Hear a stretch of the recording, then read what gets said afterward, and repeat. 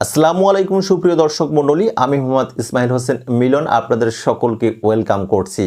আজ রাত 1টায় ইউরো কাপের সেমিফাইনালে মুখোমুখি হচ্ছে দুটি দল, ফ্রান্স এবং স্পেন। ফ্রান্স ও স্পেনের মধ্যকার দুর্দান্ত জম্পেশ একটা ফুটবলীয় মহারণ লড়াই আমরা উপভোগ করব। স্পেনের পক্ষে খেলছেন 17 বছর বয়সী বার্সেলোনা ফরওয়ার্ড লামিনে ইয়ামাল এবারের ইউরো কাপ 2024-এর সর্বকনিষ্ঠতম ফুটবলার।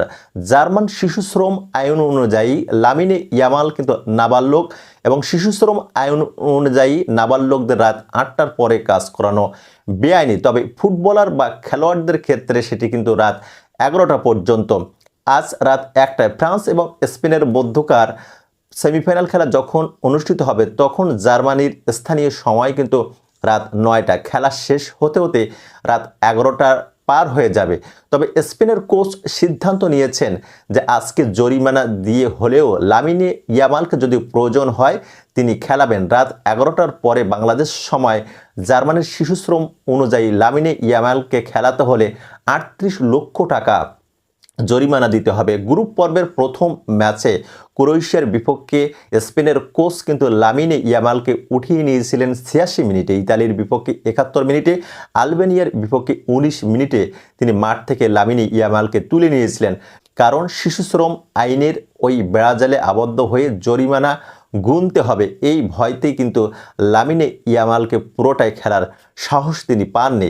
তবে আজকের এই গুরুত্বপূর্ণ ফুটবলের মহাযুদ্ধে তিনি লামিনে ইয়ামালকে খেলাবেন সেরকম একটা সিদ্ধান্ত নিয়েছে। একটা ব্যতিক্রম ধর্মী আইন কিন্তু রয়েছে জার্মানের শিশুশ্রম আইনে এবং জার্মানি ফুটবলে আজকে সেটা প্রয়োগও কিন্তু হবে।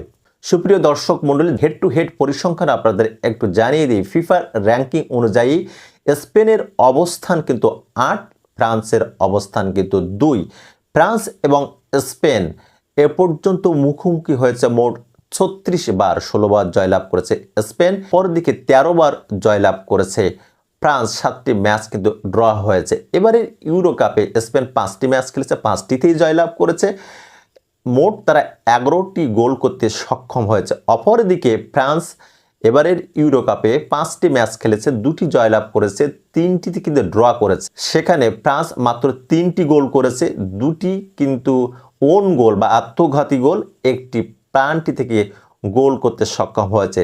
বুঝতেই পারছেন পারফরমেন্স অনুযায়ী কিন্তু এবারের ইউরো কাপে স্পেন অনেক এগিয়ে রয়েছে। কিলিয়ান এমবাপ্পে তিনি নিজেকে হারিয়ে খুঁজছেন, আজকে হয়তো সব মহিমায় আবির্ভূত হবেন। ফ্রান্স এবং স্পেনের মধ্যকার একটা দুর্দান্ত সেমিফাইনাল খেলা আমরা উপভোগ করব রাত 1টায়। সেই খেলা দেখার প্রত্যাশায় রইলাম।